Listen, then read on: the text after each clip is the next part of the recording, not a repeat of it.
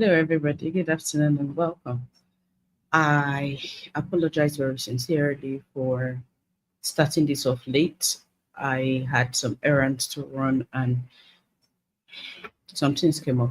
Thank you so much for being patient. If you can hear me very clearly, please say so in the comments so I can know that you are here and you indeed can hear me.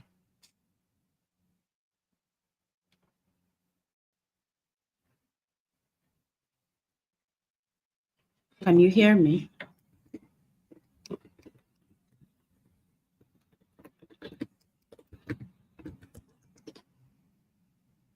I can't see your comment. I can only begin when I'm sure I can hear you.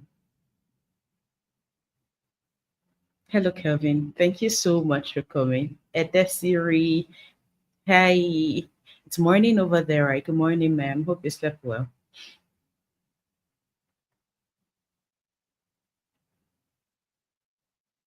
Hello, Blessing. Good afternoon. Christina, thank you so much for joining us. Hi, Layo. Good afternoon, ma'am. Thank you so much for joining us. It's so great to have you people in here. Oh my God, it's Saturday, and it shows that you are not just parents looking to do better. You put your actions where your mouth is, right? Thank you so much for being here. Without further ado, I believe others will join us. If you had people you invited to be on this webinar stream today, kindly send them the link to join us and remind them that we are live. Sometimes before you sit down and blink twice, daddy, mommy, before you know you're forgetting that you're supposed to do something important. So remind them, send them a message, and in exactly 3 minutes we will begin this webinar. And I believe that in an hour or two max we should be done. Please take note of your questions as we progress so that you can ask them when it's time for Q&A. Turn off all distractions, shut your door if you have to, because we're talking about a disoriented world, right? Distractions can indeed disorient. So if you're going to be distracted by anything, please, by all means, set them aside right now. If you need a glass of water, a bottle of juice, or a cup of warm milk, please grab that right now so that we'll begin our flight from not knowing how to raise children in a disoriented world to knowing how to do so precisely. Now, apart from those slides I've prepared for you, I'm going to have to be looking to my left, or should I make it right? To my left to my notes. Okay, let's do right this time. To my left to my notes. If you're looking right, rather, sorry. If you see me looking right, I'm looking right at my notes because, of course, I didn't want to work from my memory alone.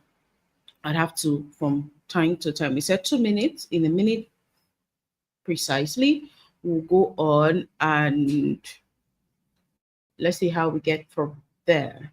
So remind the people you invited, tell them we're live, and we can begin. Is that okay? If you have done so, say please yes in the comments so that we can get started. All right?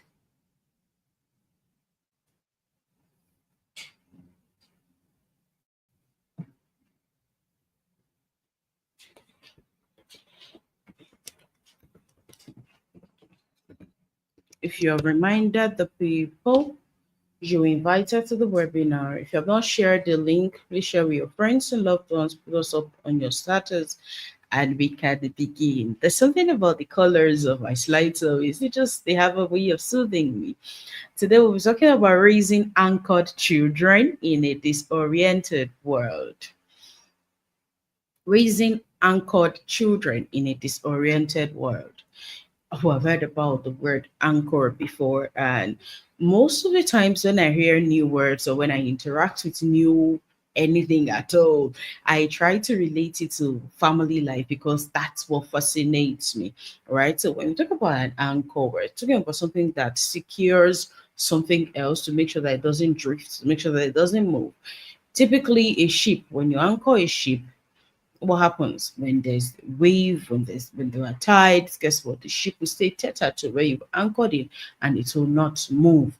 So when we're talking about raising anchored children in a disoriented world, we're talking about raising children who are tethered to wherever you've anchored them to. So if you're anchoring them to lies, they will stay there. If you're anchoring them to honesty, they'll stay there. If you're anchoring them to, of course, honesty, to values, they'll stay there. Now we'll talk about a disoriented world. We're talking about a world or a culture that is marked by confusion, moral confusion, emotional overload, identity distortion, and spiritual drift. Identity distortion, emotional overload, and spiritual drifts. A lot of us have children who are being raised not just by caregivers, we don't even fully know their backgrounds. We have children that are raised by media, by digital trends, by their peers instead of our faith or our foundational values. You see, these children have challenges, and instead of telling them to grown ups who are more experienced that they are, who can teach them, who can coach or guide them, they tell to their friends who are also as confused, or even more confused than they are. You see, this culture continues, and then they grow up into maybe teenagers, grow up into adults, they get married, and instead of going to people to talk about your challenges in your marriage or in your home or family with people who can help you, you talk to friends again who would maybe rant with you, or who do not have the maturity or understanding enough to tell you, hey, this is not right, or you can do better, or hold hands with you and simply pray. Now we're going to be talking about prayers and spirituality and God. And that's because faith in God and my faith is what inspires me, right? That doesn't mean that this webinar is meant for Christians alone, or that we're trying to convert you to our religion. Whatever you believe in, when you hear me talk about God and prayers, do put it in, all right? We're all here to learn, to raise our children, to be anchored in this disoriented world. Now, why does it matter to anchor your children? You see, the environment you're creating requires a lot more than love and discipline, right? Your children must know who they are. They must have a true sense of identity, so that when you are showing them what they are not, they will recognize it.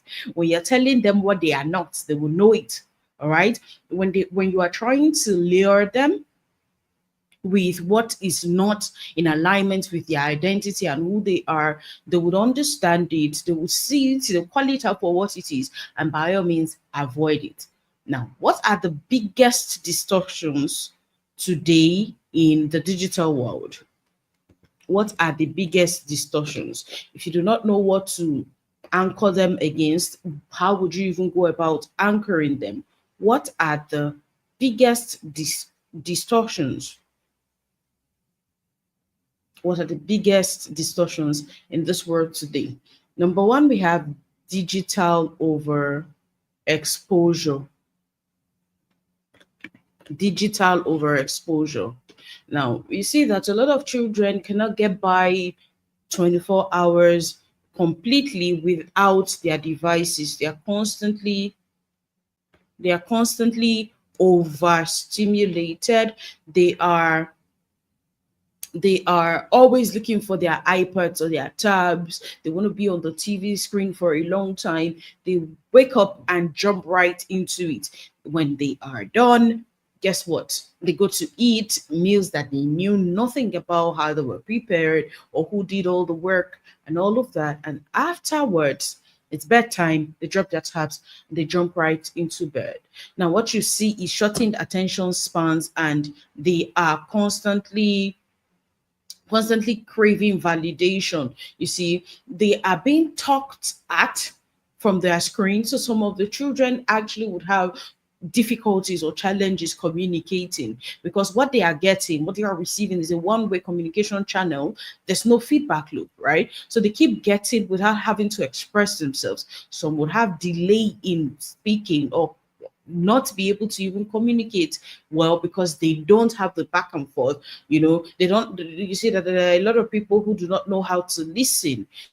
You keep talking without allowing the next person to say something, and guess what? You end up having a monologue instead of a dialogue. The next force of disorientation is emotional numbness. right? You have increased anxiety, overstimulation, and of course, they cannot name how they are feeling. Emotional numbness, because all you are doing is sitting there and binging. Now, for our little children, you can see with their tiny little fingers, they keep swiping and swiping and swiping and swiping like zombies. You see, what happens to you as a grown up when you're on Instagram for like 30 minutes and you have scrolled through like, or TikTok, you have scrolled through like a million stuff, and by the end of that 30 minutes you have chunked in so much information that you are tired, like your brain is full, is choked. Now, your children or our children may not be able to name the emotions they are feeling at the time, so they act out, right? They get anxious. You see, you collect their devices from them, and guess what? They become agitated and apprehensive.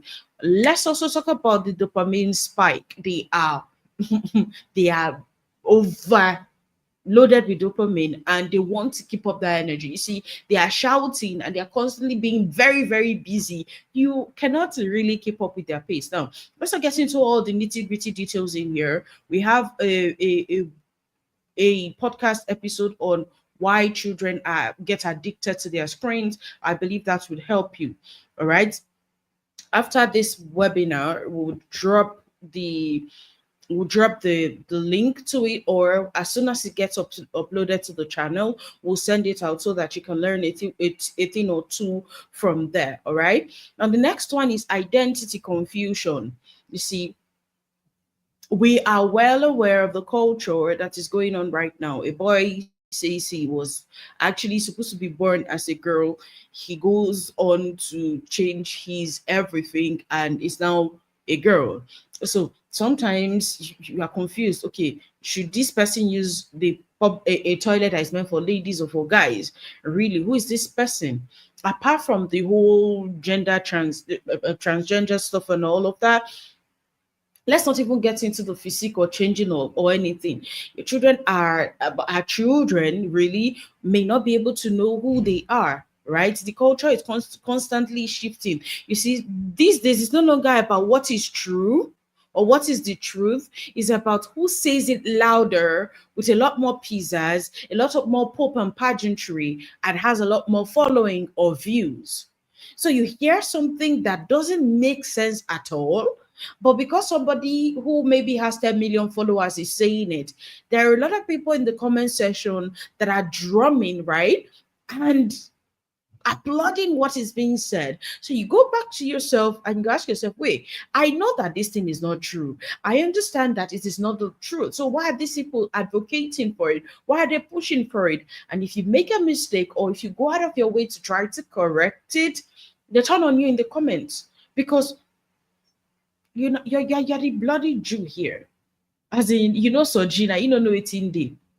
Somebody recently told me something that left me like awestruck. My jaw literally dropped about someone who had been in a marriage for 32 years. I'm like, oh my God, 32, that's a lot. Congratulations to her. She says, wait a minute, Laurie, this person and her husband started a open marriage arrangement on their 12th year. They've been doing that for 20 years.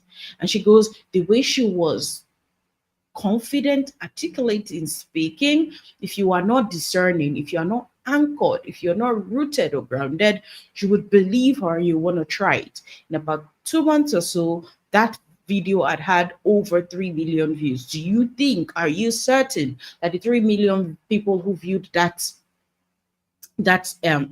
show actually are rooted or anchored enough to say this is not true, this goes against the tenets of what a marriage should look like? You see, a lot of people come under the auspices of free speech or freedom of speech and they say anything, and guess what, there will be a lot of following, and God forbid my child not be one of them, cannot even help you.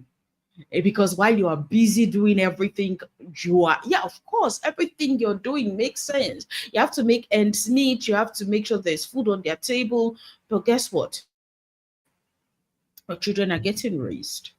the part that hurts me the most is before your child can drive, they have to get a license, correct? They have to get to a certain age. But because you can afford it right now, you buy them a phone. They're on TikTok, they're on Instagram, they're on all social media platforms. They've not been taught media literacy. They've not been taught to ground themselves enough. They've not been taught emotional intelligence. Yet you're putting them in the company of plenty people. I remember a story someone's, well, I think it was Mr. Isaac Onoja when he came on the podcast, when he talked about a young boy who was instigated to commit suicide by someone who he was playing games with. So he said, the father said in his grief, with so much hurt, he said that it was there used to be a time where thieves had to come into your home or bandits had to come to your physical location to maybe put a gun to your head and pull the trigger. Right now, without unlocking his door, without being in the same geographical location as him, someone has stolen something priceless from him. And it is because of access. Was he prepared?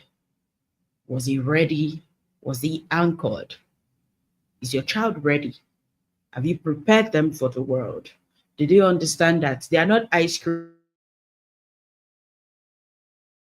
Are they seeking for validation elsewhere? Then love your picking for us. Like, do you love your child from home? You see, your child is feeling lost on the inside. Social media, okay. Before now, there used to be a lot of pictures of girls that have done BBL and sculpted their bodies. It became the order of the day. Every Tom, Dick, and Harry wanted to sculpt themselves. Then the culture shifted to injectables to help you lose weight. And again, the culture has shifted to very skinny ladies. So it now feels like that is the norm. That is how it is supposed to be. If you are not looking this way, then you are not it. You are not the in girl. You see, your children are getting exposed to all of these things and they are getting lost. I know it for a fact because I have had conversations with my children and I know where I'm talking from. I've not had permission from her to talk about the issue specifically, so I'm not going to share it on this live stream now. Each of these three things, digital overexposure, emotional numbness, identity confusion, each of them are chipping away at clarity, at connection, and at self-trust. They're continuing to question their identity, they're continuing to question who they are, they're continuing to get lost in the midst of it. Now, you see that your children come back from school and you think you know them, but deep down you have no idea what is going on in their lives. I'm not in any way advocating or preaching or saying that you should go and start monitoring them to the point that you become a policeman. It will also tell them that you do not trust them and that would affect their confidence in themselves. I personally do not like to snoop. I won't go to your device and go and start looking at what you did. Yes, while we have a control center for parental control, we are training our children in the way they should go, because very soon they're going to be in the university, right? Am I going to go to college with them? Am I going to be out there with them all the time? I need to have to build a connection with them so that whether or not I'm present physically, they know that they have me and they can trust me with anything. As much as I will not go snooping in my children's devices, I don't also do that with my spouse's own. You see, I believe a lot in blind trust. I am here. If you need to tell me anything, I'm good. I just believe that whatever needs to get to my attention will sometimes find me, will always find me. What I'm seeking is seeking me too. All right. So I don't go after. I've oftentimes said it.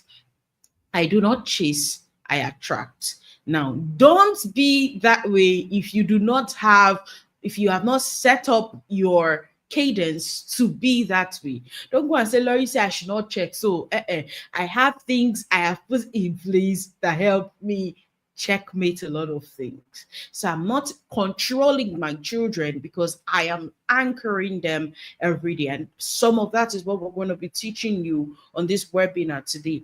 Anchoring, like you're saying on the slide, is not controlling, it's not micromanaging, it's not policing. All right. Control is behavior focused. You see, you are looking at behavior, which is output. Something I took in made me behave a certain way. The input is what you should be looking at, should be focused on instead of the behavior, which is the output. Anchoring is identity focused. Now that you're watching this show, does it align with your values? Does it tell the story of who you are? Does it please God? Does your relationship with yourself get applauded or better from you interacting with this person? You see, rules will fade, but truth always would last. True rules will fade, you won't always be there to tell my mom is not here now telling me what to do. I tell my children all the time. When have you seen my mom now telling me, aha, hello Laurie, it's time to go and shower your children, have you made breakfast today, have you even brushed your teeth? No, she did that for a while and then she taught me how to do it. Now she's where she is and I'm doing this by myself. A time will come where you'll be responsible for your children too. We always advocate for legacy consciousness. How do you want to live tomorrow? What do you want to see tomorrow? Can you begin now to get at it? Can you design that future? No wonder Peter Drucker said the best way to predict the future is to create it. Now, in trying to anchor your children, you must always teach the why, not just the what. Go and do this thing will not always cut it. Why do you want them to do it? There was a point in my parenting journey where my daughter, who's now 8, she was 4 at the time, she would always ask me why. Please go and take that cup away from there. Why? Go and put the spoon in the kitchen. Why? Go and have breakfast. Why? It was frustrating.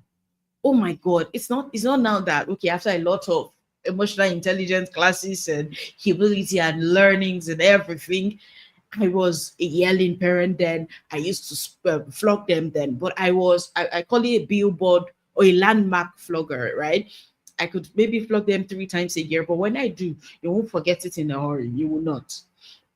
That said, she would ask me why, and it will frustrate me because why are you asking me? When we were young, we did not ask why. What they will tell us is because I said so. Most of the times, are you questioning me? Do you know better than I do? It's not me that's older than you. It's not me that gave birth to you. She would always ask why. Upon, of course, learning and unlearning and relearning, I figured out that she was not trying to be difficult. She really needed to understand why she was doing what she was doing, and that it was a good thing in itself. Somebody cannot now come and give her a go to smoke now, and she will just carry it and smoke. Wait, why are you giving me this thing to smoke? What will it do for me? What is in it for you? You see, we have to teach them how to think. There are a lot of skills that you must teach to have your children anchored. Critical thinking is one of them, right? They must be assertive enough to question, you must teach them why. Now, because you are the first authority figure they have in their life, if you teach them that it's okay to challenge authority respectfully, guess what? They won't have a problem it outside. They'll ask questions, they'll demand for answers politely, respectfully, but with a lot of determination, and they will get it. Anchor children do not just follow rules, they grow their roots from finding their identity, from living with themselves, from daring to ask questions, and from being okay with getting turned down. Now, there was a time in my kid's life where they come and say, this person did this to me, this person yelled at me, and I felt bad about it. And I'll tell them, when next this person yells at you, say a prayer for them. They're like, Mommy, I should say a prayer for them. Would they get angry? I say a prayer in your heart for them, because they are struggling themselves. There are better ways of saying things. There are other ways of saying things without having to raise their voices. That they have opted for this means that they have not healed, or they do not know that there are other ways. So instead of getting angry, say a prayer for them. And remember that you are not a trash can. So don't let anybody dump things in you. Now, somebody is coming at you, charged up with a certain energy. As in the market, I think a week or two ago, and somebody said, aha, Laurie, now that you're here, I want to ask you a question. I think that day I got an incline as to how Jesus felt when he was faced with the adulterous woman situation, where they are looking for the answer you give to either hold you responsible, or there's, we used to call it the four-way test. You must shuffle one way or the other. And then she goes, somebody calls you on the phone, Laurie, and all she's doing is yelling and screaming on top of her voice. What would you do? How would you answer her? And I told her, I said, I would listen for a short while. She pauses in her rant, and I will go, it appears to me that you're having a bad day. I understand, but however, I cannot have a conversation with you when you're feeling this way. How about you hang up, or I hang up right now, and when you feel calmer, you can give me a call back. Sounds good? Whether the person answers yes or no, thank God for the red button. I will got my call. Should you call back again? The onus is on me to answer it. I won't pick up your call. And she goes, You're not normal. How will you say that? That she asked plenty, but I'm the only person who gave her this answer.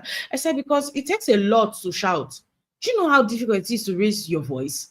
So because somebody is annoying me now, she come and my soft voice like this, that I'm begging God to use to take messages around the world. I should come and be using to shout. Do I know where you're coming from? Do you know the hurt, the trauma that would have given that much courage to yell like that? Now, I'm not saying there's no place for righteous indignation, right? I'm just saying this person may be having a bad day. Cut them some slacks, show them grace, extend grace to them.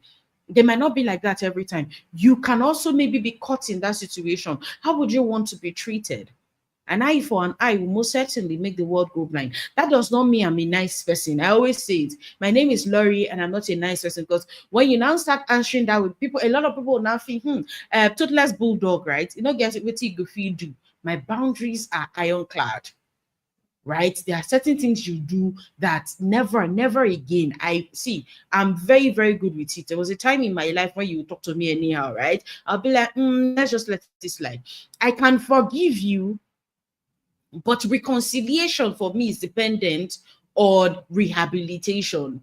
What are you doing to ensure that next time you will not talk to me in that condescending or derogatory manner? You see, we train people on how they can treat us by accepting or letting slide the way they treat us. You condition or program them to treat you like crap when you keep shutting up and taking it. And by extension, we teach it to our children too, because we talk to them in that manner. You are yelling at your child. The child is so broken and battered that ashamed of themselves that they bend their heads. Or they try to look at you and you're like, am I your mate? Idiot, stupid child. Will you look at the ground when I'm talking to you? You're raising a coward and you're telling them it's okay to be cowardly. There's no anchoring in berating your child. There's no anchoring in talking to them in a condescending manner. Now, let's get to the next part. How do you raise children with identity, with purpose, and with voice? Because that's what anchoring is about. How do you raise children with identity, with purpose, and with voice? If this is the only thing you take away from today's webinar, you have taken so much. Take a screenshot of this, please. When you're taking screenshots to share on social media with the hashtag legacy conscious parenting, make sure it's when I'm smiling. Like right now, I'm smiling, I'm looking pretty because I'm feeling pretty.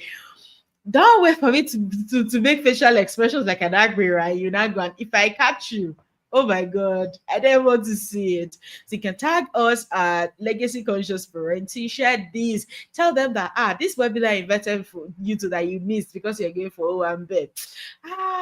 You're turning water into wine. If I bread, more than 5,000 safe. Thank you so much for sharing. Thank you so much for reminding your friends again. So, like we're saying, if this is the only thing you pick from today's webinar, kudos, you've done too much. All right. Now, you can anchor your children. You can raise children who have identity, a sense of purpose, and voice by sharing your family legacy and heritage with pride. There's something I noticed when I came into my husband's family from my mother-in-law, and it was a culture I had to learn. The way she would honor her husband, the relationship she had with her children. They would sit on the floor and chit chat. Her daughters will come and say, "Ah, mommy, I'm not just okay. See what happened. Are you serious? Tell me something." And then when I was dating her son, there were some things that we'll do together like that. The son will be like, "Wait, I don't understand. Why are you conniving with my mom to set me up or no?" She received me with so much love, and she said something. Now we had her on the podcast. You can go look for the episode. You learn a lot from it. I think it was legacy conscious parenting, the part two of it, the second take of it. Another one you benefit a lot from is the first part. I did that with my father, the man who raised me. Oh my god, you're going to learn a lot from them. And then she said something. She said when she got married, her mother-in-law took her in, received her as her child. She loved it, and she made a vow to herself that she would pass that, like, that baton on. That would be her way of honoring that woman. Mama is no longer here, but her legacy lives on. When I have in-laws tomorrow, I'll be blessed with sons-in-law because I'm raising three girls. Guess what I'll pass on? Culture of love, the culture of acceptance, the culture of honor. Do you know that the way you speak can be a legacy you're passing on to your children? Do you talk to them in a way that lifts them up or puts them down? Do you talk to them in a way that honors them or makes them feel irresponsible? Yeah, they've made that mistake again. Yes, they're falling short over and over and over again. That legacy you are teaching them. You may not think of it as legacy because we've been conditioned to think that legacy is in the what they call it, the number of lands, plots of land, and the companies or the amount of money you bequeath to them. Your legacy can just be in your values. Your legacy can be your identity, your culture, your language. You must continue to share the family legacy and heritage with pride. What have you learned from your parents that worthy of getting taught to them? What are you learning today that you think would benefit them? What networks are you building that would be beneficial to your children? Are your friends just your gossip companions, or will they be able to hold space for your children? Should anything happen to you today, which of your friends can raise your kids for you in the way you have determined or decided to raise them? And let's not just make friends because we need people who we can chase clout with or rant with or maybe stroll with. Let us also pick our friends with the future in mind as part of the network we're going to bequeath to our children. You should also help them explore gifts and callings early. I think it was David Beckham. You can watch the documentary on Netflix. I hope he's still there. He started really early. He'll come back from school, isolate himself, and practice. He'll keep playing football for a long time. And he was not interested in women, he was not interested in drugs. He was fascinated about football. Some of us found purpose very late, right? A lot of people in their 40s are still struggling to figure out why they are here on earth, right? Imagine helping your children, guiding them. I'm not saying you should force anything on them. I'm saying observe them, study them, connect with them, be close enough with them to see, right? Mary is worthy of study, right? You should really look at her. She knew who she was raising, and she allowed him live according to his purpose and his calling. Do you know your child enough? Do you know who you're raising? What skill sets do they need? Where are they headed? Where are they going to? You should teach them to hear truth above the noise. I know my sheep know my voice, and they listen to me when I speak. Can your children differentiate between your voice and the voice of others in the world? Can they filter your voice? Like, does it call to them, or it is the cartoons they watch, is their friends that are calling to them? You teach them what the truth is. Do the right thing. Okay, currently in my children's school, the living value for the term is integrity. My 4-year-old will go, integrity means doing the right thing even when no one is watching. So when she makes a promise to me, mommy, I'm sorry, I'll not do it again. And I'll say, you know, you have integrity, right? Yes, mommy. So you do the right thing even when I'm not there, right? You keep reminding them. You see, when we say when we're talking about picking schools, I think probably, I don't know, I don't want to make any promises because I try to go above and beyond to keep the promises I make. I'll discuss this with the team. We could, so that we would maybe prepare a list of, I think I have about 21 things I check for when I'm picking a school for the children. When we are doing so, because over time we've seen that these things kept coming up, and they are deal breakers for us. The school must have these things, or we are not interested. One of them is values. Your children spend more time, 9 months, right, in the school, more time in school than they do with you. Maybe 8 to 3 p.m. How when they come back at 3, maybe they're done showering, they've finished dinner, they've done homework, they go to bed at 8. That means that they spend 5 hours in the day. Before 8, before they went to school, they were busy getting ready for school. So they spend more time in school. If the school is not value based, guess what? I don't want to have to say it because I know you can put one and two together. What's their environment like in school? The friends that they're keeping, right? I'm not saying you should go and borrow money or go and steal to put your child in any school. Now, sometimes it's not even about the school fees you are paying. It's not about the cost of it, because there are a lot of rich kid schools that, of course, that's where they even learn all the bad things from. We're saying look for schools that teach the right, but apart from the academic work, right? What about the core curricular, the extracurricular activities? What's more important to me most of the time is not what you say, it is what you leave unsaid, right? So it's not what they say they do in the school, it is what they've not told me about. So my children are in this space. How are they received in the school? What's the culture like? How are the teachers? What's the relation? What's their my relationship with them like? What is their relationship with themselves like? What do they even dress like? Right? I always tell people, if I want to know how put together someone is, I look at their shoes. It's weird, right? I'm weird like that. Look at your shoes, because if you cannot take time out to clean your shoes, I'm sorry. I'm sorry. Really, you cannot say you are a teacher. You are filling that separate spot in my child's life, and you don't have time to iron your shirt. You don't have time to plait your hair well. You don't smell good. These little things matter. There was a clip that went viral. I think it was of a commander in the Naval SEAL who was supposed to give a speech to new intakes, and he said, "When you want to start your day, when want to have a successful day, start by making your bed." Something as little as that, something as tiny and infinitesimal as making your bed. So if you're coming out and you're saying you're my child's teacher and you're dressing anyhow, it tells me a lot. It speaks volume, really. And I walk past you, you cannot as much as greet. You can't give what you don't have. You cannot. You cannot. Little things, yes, Adesiri, these little things, because they matter a lot, because it's just small foxes that spoil the vine. Teach them to hear the truth above the noise. Teach them to be resilient. Resilience is staying power. Let's stop trying to prepare the road for our children. Just prepare them for the road. You have nannies that do everything for them. You have nannies that clean their mouths when they eat, that tie their laces, that do every single thing for them. You think you are doing them well?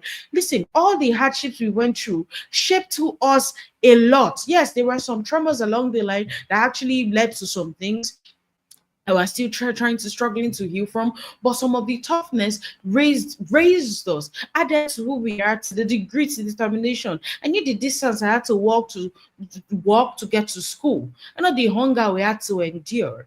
Right in the midst of it, you'll be getting tempted by people who are promising you heaven on earth, but you are staying because you know where you are coming from. My father would always sing it in our ears: a good name is better than riches. For a lot of people who have had cause to interact with me and my work, I've been accused of being too calm. I've been accused of giving too much out for free. I've been accused of over, like, "Oh, how do you give this much value out without charging everyone?" I'm like, see, at the end of the day, let's treat people as people and things as things. Because this money will met it here. We'll still leave it here and be going. Have you ever heard that somebody died and they packed everything they had on it and dropped in their graves? But somebody said something last night. She said, "We met at an event." Please, if you are here, okay, let's not even bring her up. She said she met me at an event and I gave her a photo, but I was trying to recall. I'm like, wait, so how do people remember such things? She said, "Me forget. It's engraved in my memory forever." She came in with her little baby. She was looking obviously stressed. She traveled a distance to that place.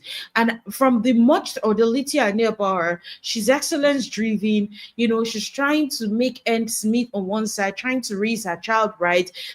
All a lot. See, 90 out of 100 of us got into child raising or family raising without being taught how. So she was juggling so much, and the least I could do at the time was help her with the foot rub. I just did it in passing. I was hosting the event, so I had a few minutes on my time. We're just I'm like, can you take off your shoes? I'm very good with massages and all that. So I gave her the foot rub and all.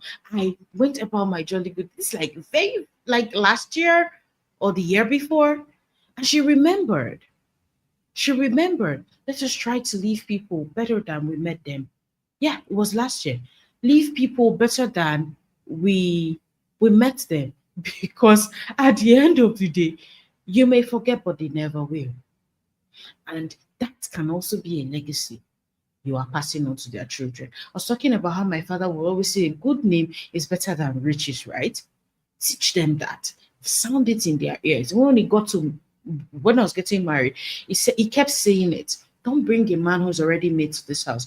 Bring someone you can grow with. Right? Teach them about their identity. Questions like, who am I? Who am I? I asked that question for many years in my life, to the point that a roommate of mine, Debbie, I can never forget Debbie. She asked me that question. Remember, I think it's Jet Li or Jackie Chan that acted in the movie. Who am I? Right? A lot of us are walking in falsehood, in the identity we're giving. Right? My own Golden calls it identity, a false identity you were given. You are a liar. You are this. We're called those names a lot. It now became a mask that you are wearing. The mask has engraved so much into your face that you're trying to remove it. You peel off who you are, so you have left it on for this long. Who am I? Who am I? She said something. She said, Laurie, she used to call me red Laurie, yellow Laurie. I have no idea why.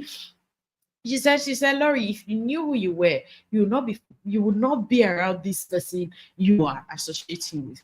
She had said it a lot, but that day it hit me. I'm like, what do people see in me that I do not see in myself that makes them say she was not? If I got $1 for how many times I heard people say that I'll be $1 rich right now. Scratch that. Bill Gates rich. So I went on and kept asking that question. And the rest, as they say, is history. A man who is in honor that knoweth not is like a beast that perisheth, right? That's what the Holy Book says. Does your child know that they are royalty, that they are the light of the world, that they are the salt of the earth, that they are a city set on the hill? Do they know that? Did they know who they are and whose they are? Do they know that they are so important that God can leave the 99 in search of just one of them? Do they know that God had to send his only son to die for them, and that's how important that they are? That's how important they are. Do they know that the very hair on their head is numbered? Do they know how important they are? Really? Where do I come from? I told my daughter one day, I said, see, I'm too tired.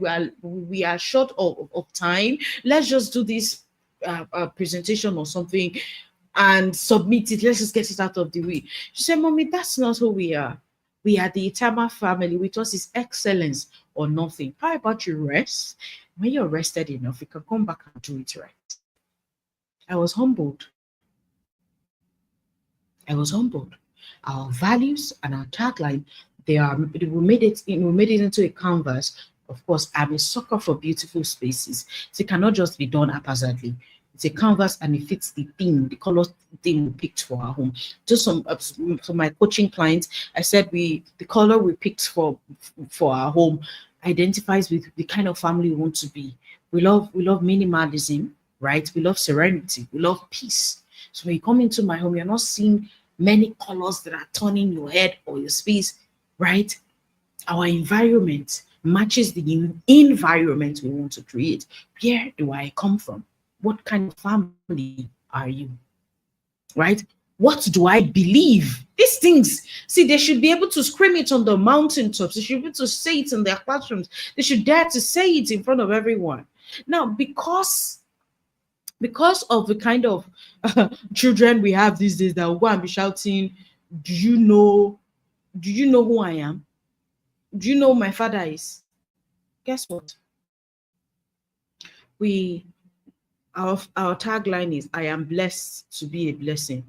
Right? Don't go and say because my mom is the parenting coach, I've arrived. Should I be raising my shoulder? Don't be say my shoulder they pay me. Nothing to my shoulder, and I say my mom in a Delory brand or legacy conscious parenting. How dare you? So our tagline is, "We are blessed to be a blessing." So all that you have, all that you think you have, it's not yours to keep. It's for you to bless others with. Now, we did not teach them to now leave themselves or get exploited from giving, right? That's just to anchor them. That's just to keep them humble. Right. So when he wants to get to your head that you are blessed or privileged a certain way, remember, I am blessed to be a blessing. When I talk about blessing, I'm not talking about material things alone. Your beauty, you were blessed with it to be a blessing. Your your skills, your talents, your virtues, the words that you know how to speak, the English where you decide they speak. Not before you to the buga, you were blessed with it to be a blessing. Are you getting value? Is this making sense to you so far? I want to see your comments so that I'll know you are still with me. Now, before we progress, there's this thing called the place of first mention. Don't allow, hello, Eshel. It's so amazing having you here. Thank you so much for being here. The place of first mention, right? Let them not hear this thing first from outside. Let it be from you, good or bad. You want them to know about sex, let them hear it from you first. You want them to learn about anything so that they will understand that it's okay. Like, there's no awkwardness. Don't make it awkward when they ask you questions. Don't make it feel a certain way when they are curious, right? Even when you don't have the answers, can you tell them, I really cannot speak much about this right now? Can I go back, find out, and double back and come to you when I have answers? When you make that promise, say it. Don't make it look like you know it all. I mean, you know us. You are very infallible. Allow them understand that you are human, right? And that you are going on this journey. You've never been a mom or a dad to a 5-year-old. Even if you've had other kids that were 5-year-olds, this particular one is one of one, limited edition, right? So the next slide we have simple truths that anchor deep. Hmm. Simple truths that anchor deep. Talking about simple rituals to build connection, confidence, and conviction. That thing your child is always saying, did you sell it to them with so much conviction that they have taken it as their own, or are they still subsisting from your anointing? Do they believe it just because you said so, or because they have a personal experience with it? Typically, for example, I told my daughter one time, I will not give you this snack yet because when I do, when your sisters are having theirs, you would want it. And you feel bad. You want theirs. They may not want to share. That would affect your relationship with them. Guess what? She insisted. No problem. You see me, I teach a lot with natural consequences. To not harm them, to not maim them, to not kill them. Okay, we will allow the focus. Go and sleep. Oh. If you don't sleep early, you will not wake up early and you go late to school. Or stay up late, watch your TV or your iPad, sleep late, wake up late, go to school late, and you not go out to play during break. When we do meet and greet, of course, there is again a template for how I interact with their children during meet and greet. Hello, team. The team people watching right now, can we share this for free for those who were on this live call or not? It's a template. I won't go into details, but then there are deals we make, the teacher and I. So my kids will come back from school and I wait. How did you know that happened in school today? Mommy, are you spying on me? I was like, don't worry. I'm the 17th person in your classroom. I have my school uniform. I go to the school here every day. So she said, okay, back to my story. She insisted that I gave her the snack and she ate it. 5 minutes later, she comes to my class. Can I have a hug? I said, of course, darling. What's the problem? She said, Mommy, I should have listened to you when you talked about delayed gratification. Not that I've eaten my snack. I feel so bad. And I should have listened. I will not shield you from consequence. God loves us a lot. He forgives our sins, but the consequences must be right. I won't shield you. I allowed her. Then she came back. So the next time it was going to happen again, she's like, I remember the last time you want me, I didn't listen. Mommy, please, this time I don't even want it. Go and keep it. Allow them experience things for themselves. Now, experience is not always the best teacher. Like I said, if to not kill them, maim them, or affect them, right? Please allow natural consequences. Now, simple rituals that create connection, confidence, and conviction. Daily ask them sincerely, like you indeed do care. What's the best or hardest part of your day? Maybe when you're commuting, you're coming back from school, you have a few minutes of your time, probably when they're doing homework or when they are done, probably before they sleep, you must make out time, right? When the Ologe would always say, time is the currency of destiny. You cannot say you are raising children and you don't have time. It's not, those two things do not match. Being a parent equals connection, and connection takes time, right? What was the best or worst part of your day? I don't ask only the best because it will be like it's not okay to have a bad day. I don't only ask for the best because now they'll be looking for what went wrong, and by the law of attraction, they'll keep seeing more of what went wrong. Weekly, one meal and legacy conversation. Yeah, I agree that you are busy, but can you people have one meal together at least as a family, whether on Sunday after church service or on Saturday, whenever it is, and then have a conversation? What are you feeling like these days? What makes you happy? What makes you sad? Who are you becoming? Really talk to them, be interested in their lives. Monthly, you can pray with them, you can affirm them. You can even do the prayer thing every night, right? We do not do the full lowdown of devotion in the morning. It's not when you know your children have to be in school at 8. You'll be praying 1 full hour prayer. I beg you. Really. Monthly, pray with them, affirm them, write them love letters. We usually we write the dates of the letters, right? We have this folder where we save them. I'm looking forward to the future where we'll bring out this folder and read the letters together. And oh my God, imagine having letters from like 15 years ago. I'm feeling nostalgic thinking about it. Seasonal, reflect on your mission, celebrate your name. What is the meaning of your family name? Do they know it? Right. Your name is your identity, right? Reflect on your mission as a family. What is your mission? You see, I think our webinar for next month, I believe. Okay, let me specially invite you to our webinar for 30th of June. It's going to be on visioning why it is imperative for a legacy conscious family. What is your family vision? Do you have any? Your vision, your values are drawn from your vision, right? Your mission is based on your vision. All of these things matter. You cannot have anchored children without a vision, right? If you're gonna be there, please drop it in the comments. Yes, I'll be there. Yes, I'll be there, and then we can continue. But while we're at it, and please do make sure you keep your promise. If you know you're going to be there, also invite a friend or two. Okay, what is your family vision, right? Seasonal, we've talked about reflecting on your mission and celebrating your name. And then the final one is rituals. Of course, rituals make values stick. What are the family rituals that you have for different seasons, right? What are they looking forward to for the Valentine season, for instance? What do they want to see? See, they love you for house. I can't stop saying that thing. The love that you have not poured on them will be the reason why they can be lured or enticed tomorrow.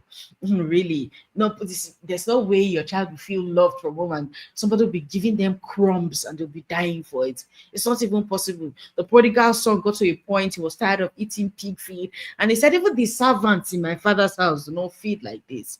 I'll go back to him. I'll beg him for forgiveness. If I let him even take me as one of his servants, I don't mind. I was loved from home. Can your child say of themselves, hey, I've gone astray, let me go back home, or they're on their own? Let's not get into that, please. No. Knowing when to step in and let go as a parent matters a lot, you see. We are always looking to micromanage, looking to live vicariously through our children. Because I could not play lawn tennis, I'm insisting that my child must play. Because I do not know how to play violin, I want to live my life, what the life I did not have or could not have, I want to now live it through my children. It's unfair. You need to know when to step in and understand also when to let go. Stop overcorrecting, right? Stop overcorrecting or disconnecting from your children. I understand that life can be busy. Now, I have friends, one of my biggest, no, three of my biggest values. Number one, family. Number two, excellence. Number three, faith. Those three things. So if I'm going to interact with you for more than one conversation or two, these should also come up when it comes to values, when it comes to having a relationship with you. So, especially as a woman, if you are not family oriented, you don't have respect for your husband, you don't know what honor is. I'm sorry, it cannot work. I'm very particular about associations. All right. See, it's almost inevitable, right? To get disconnected in this world that is always vying for our attention, overstimulated, over communicated.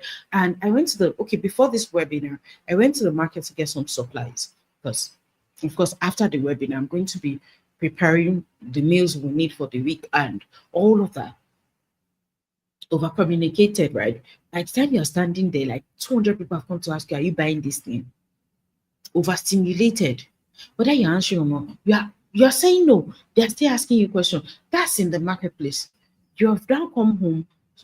Let me just go and post something on Instagram. 1 hour later, I'm still there. Overstimulated. Oh my God, I was supposed to do this. Before you know it, time has gone. It is very, very easy these days, right? To just get distracted. But that's why you must consciously, deliberately, intentionally anchor your own self. I was talking about the friends, the company I keep. I have a friend who we have to have monthly meetings, alignment meeting. We'll fix one for Monday. Or we'll sit down and say, okay, where are we on our parenting journey, on our purpose, on our marriage? Where do we need to be? Where are we headed? It's my big dream to have a group of just 5 or 7 women who will gather together every year, like when the year begins, have a visioning event where we will hold hands and pray. Where we'll continue in that manner every quarter, every month. Yes, we'll meet up again and all. Every quarter, we'll do the same thing. Sit down and say, okay, Q1, what did we do? What books did we read? What events did we attend? Where are we going and all of that? And at the end of the year, we'll come back again, hold hands, and thank God for the year while we prepare for the next one. That is a dream that I have, right? You cannot be warm. Sorry, you cannot be hot or cold. Right? You cannot be that way. You cannot be lukewarm. You cannot be cold. It's either you are piping hot or you are not. It's either you are anchored to the world or you are anchored to the word. You have to choose one. All right. Now, there are many times our children will do things to us that are really disappointing. Not just to us. I've been teaching this child a lot, and the child is still stealing, child is still bedwetting, child is still lying, child will still throw tantrum, child cannot even greet when they see their elders. You you will be quick to react and start to lecture, forgetting that behavior is feedback, output, that input was not okay or not enough. So when I see my children misbehave or do something wrong, you missed the behavior. That's misbehavior now, she. You missed the understanding. That's misunderstanding. So instead of shouting, won't you just go and explain so that they understand better, right? I ask myself, what skill does this child not have that's making them act this way? I go to the teacher in me and I work from there, right? Don't overreact. Learn to be grounded enough, to be calm enough to respond, and to be sincere enough with yourself to say, you know what, there's something I've not done that I need to do better, right? Look for signs that you need to step in. Emotional shutdown, rebellion, or mimicry of trends. Got to a point in my house, I'm saying va va boom, like I don't care. I'm like, okay. I played the TV show for them and I asked them how many of these people who are the 1% in the world are doing the va va boom and the lily la. I know you want to be woke. I know you are Gen Z, but hello. That's not who we are. This does not align with our family values. We do not follow the trend, we follow the truth. What is the truth? Our identity, who we are, our values, our vision. Are we going to lead people? Are we going to heal nations by being like the world? That nothing of the world will be found in us. You see, I don't dress up because the trend is saying I should dress that way. I dress first and foremost to honor who I am, to honor God, and respectfully to honor my identity. Right? Trends are okay, they're beautiful. Yeah, we can maybe get an inspiration or two from them, but we'll still modify it to suit who we are. Right? Right? Are we still together? Are you still following? Are you still following? Yeah, I just got corrected that my children are not Gen Z, they are Gen Alpha. Oh my God. And will I get used to it? What did they say? Aha, one of them said it. I think it was yesterday. I said, she said, oh my God, that was what we're vibing to. I'm like, okay, vibing to. All right. So I have to now still go and learn new language, like carry dictionary and be looking. Oh my God. It is well, let's not get scared. We're here. God's got us right. This she not in the enter. We will learn it. All right. We can never turn back. We have gone too far. If it's English, we will learn. Oh, that's what I'm vibing to. Then they were teaching me about girl aesthetics. Are you a softie? Are you a baddie? Are you a this? I'm like, okay, bring it. I knew nothing about what they were saying. By the time we're done talking, they were now the ones asking me, which girl aesthetic are you? I'm like, yes, because I'm a learner and we keep learning. I will keep us skilling this parenting thing. People cannot bring new thing and leave me in the dark. We'll keep learning it together because we have to stay up to date so that we'll be able to mentor, teach, and guide their minds. Now, you have to, okay, here on my notes, I have signs that your child is getting disconnected and how you can re-anchor them. They are withdrawing emotionally, they have increased anxiety or defiance. You tell them to do something, they tell you they cannot do it, or they just give you the attitude, right? They repeat cultural language instead of personal conviction. Yeah, they're saying what other people are saying because they want to trend, because they want to feel among. How do you respond? How do you re-anchor them? You re-anchor by rebuilding routines and rituals. You re-anchor by inviting them for deeper conversations. That's why you must be present. I know foodstuff is expensive. The price of foodstuff has gone high. Cost of living is something else. You cannot keep up with the rent. But they did not ask you to bond them. Hello? I know it's painful. Sometimes so I'm telling myself too, you knew you were going to be able to do it. That's why you set out to do it, right? Why not as well just do it well? What's what doing at what is what doing well, right? Invite deeper conversations. That takes time. You must make time out for that. You should slow down your own pace so that they can reattach. There are times, I'm sorry, if my little girl walks in here now and asks me for a hug, I'll walk away, give her a hug, and come back. I love you so much. How about hey? I cannot love you better than I love them, Lashe. Aha. I think it was children's day. We're supposed to have a session that day. My kids at home were supposed to have dinner. Supposed to have a coaching session with my group coaching clients. And my EA told them I'm not going to have tonight's session. I was happy to do so because I don't never going to work serving the world, pouring into others becomes more important to me than giving up myself to my children because they are my primary assignment and I'm going to be held accountable, liable for how they turn out tomorrow. I always say I cannot be Eli. I cannot have saved the world and be questioned for mine. You re-anchor them by rebuilding routines, asking deeper conversations, and slowing down your own pace so they can reattach. I understand that the world is fast-paced, right? I know that the world is fast paced and we have to keep up, but also make sure that you're not too fast that they cannot catch up with you, or that you are not too slow that they are leaving you behind. Wisdom is indeed knowing when to lean in and when to release. Don't be too caught up with them and trying to hold on to them that you don't even allow them make mistakes. Don't be too distant that you're not there to guide them when they are making mistakes. Are we still together? Are you getting value? If you are, can I see your favorite emoji in the comments? Are you getting value? Thank you, Edesiri. Thank you. Now that I'm smiling, you can take a screenshot, post on your communities, post on your status, and say, hey, this webinar is so so. I am learning so much from it. Okay, I always love to give a more than I promise, right? So there's something I added to my notes. Dear team, please forgive me. I'm just going to do this quickly. I say thank you for being here. Now, I'm going to tell you very quickly the long term benefits of anchored parenting. Remember, we're always talking about advocating for legacy consciousness in parenting. So, let me just quickly give this to you. And I hope I will not get scolded later because, of course, there are a lot of things people will charge you and have an leg for. And I have to thank you for being here, right? Now, you would have children who are resilient. Oh, the team is rolling their eyes in my DM. Oh my God.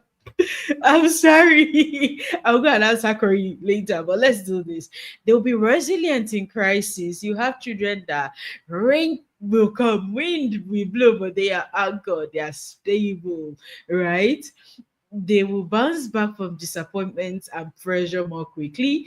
They will have spiritual tools and emotional vocabulary to be able to express themselves. I am not okay. They'll be very confident enough in themselves to ask for help. I'm not feeling all right now. Please help me. And they'll be able to make better decisions. Right? I taught my children that every decision has the consequence, every solution has the consequence, right? If somebody steps on your leg, you slap them, has a consequence. What if the person amoko?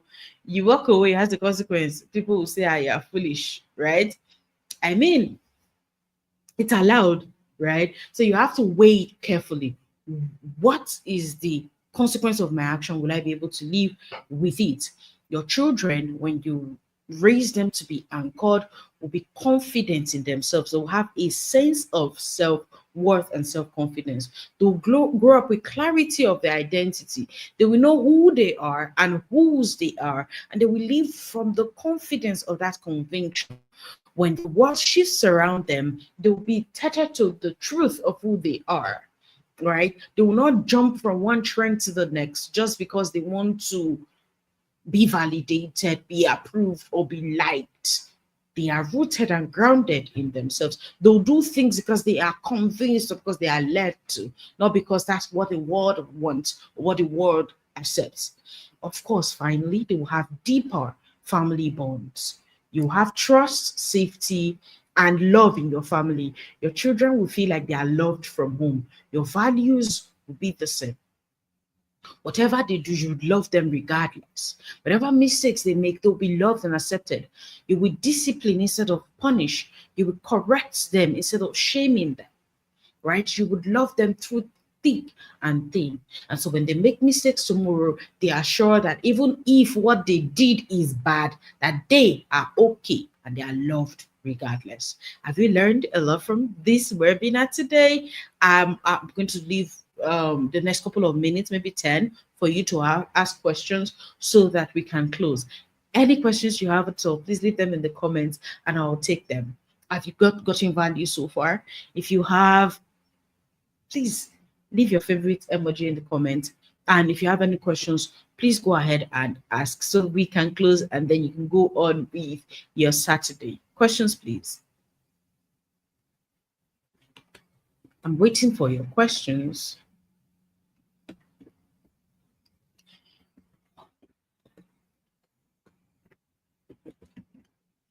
Do you have any questions? Desiree, Lyle, do you have questions for me?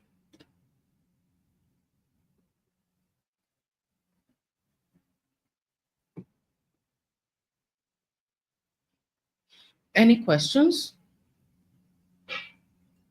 Ha. People are scholars, so nobody has any question. Wow, that's incredible. So it means that you understood everything I said.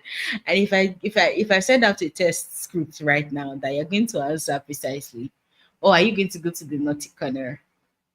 If you have questions, bring them, bring them. Let us get them. Don't be shy. Nobody's in your face. It's just missing you. Any questions? Okay, in the absence of questions, we'll close by saying anchored parenting builds legacy. Yes. When your children are anchored, when they value what you've taught them, guess what? They'll want to teach it to their children too. That's how legacy continues to perpetuate. It raises kids who know who they are and whose they are. Now, it's not just enough to hear these kinds of things once. Faith comes by hearing and hearing by the word of God, right? You will hear this word of truth and meditate on it day and night, right? Join the Excellent Parent Tribe. It's our WhatsApp community for parents. When I say parents, I'm not saying mothers, so because we're always making this mistake of leaving parenting to moms alone. So please, fathers, mothers, you are parents, right? Join the Excellent Parent Tribe, our community, our WhatsApp community. You can leave your contact or just write EPT in the comments, and our community manager will reach out to you with details to join the WhatsApp community. We have weekly meetings on WhatsApp every Friday night between 8:30 and 10:30 p.m. where we have real life conversations. It's always a hit. You don't want to miss it. And then we have weekly tasks that we drop in every Monday for you to do with your family so that you can keep fostering connection with them. Follow us too on Instagram at the Lori brand. The Lori brand is for the king and his queen. We were raised to believe that vulnerability is not okay, authenticity shouldn't be a thing. The Lori brand is poised with allowing the inner child in you soar again, and so you can be in your masculinity, in your femininity, in your sensuality, everything that pertains to you as a person before you are a husband or a wife or a dad or a mom, right? Why legacy conscious parenting is for your kids. So the Lori brand is for the king and his queen.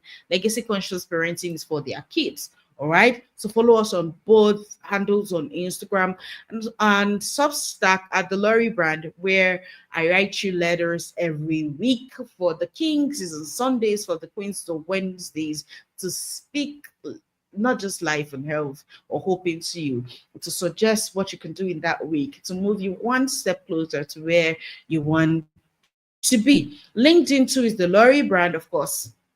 That's the Authority Architecture Central, where we talk about everything that interests or fascinates me. Trust me, my thoughts are weird, and I believe that it would interest you too. Let us not just interact with these and not and fade away or fizzle away. You can follow us on Instagram. Subscribe to our YouTube channel at Legacy Conscious Parenting. Join our community, like I've said. Follow us on Instagram, the Lori brand, Legacy Conscious Parenting. Of course, Substack. When you are on my WhatsApp channel, guess what? You're able to view my status, and that's a whole truckload of value in itself, right? The Lori brand too. Let us raise anchored children together, because if my child is anchored and your own is not, within I gain, right? Thank you so much for sharing your afternoon or your morning with me, wherever you watched from. Thank you so much for the gift of your presence. Thank you so much for being deliberate and intentional and conscious about raising children or building legacies that would outlive you. I celebrate you. I cannot wait to see you in the community on our podcast and our webinar for June. That one is also free, so don't be scared. We've got you. Thank you so much. All right. Thank you so much and have a great weekend. Bye bye.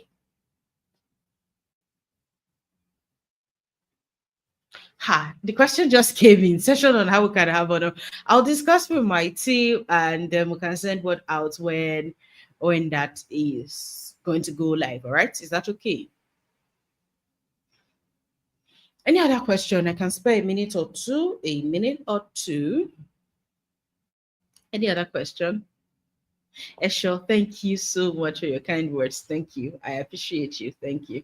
Thank you. Any other question that I can run along?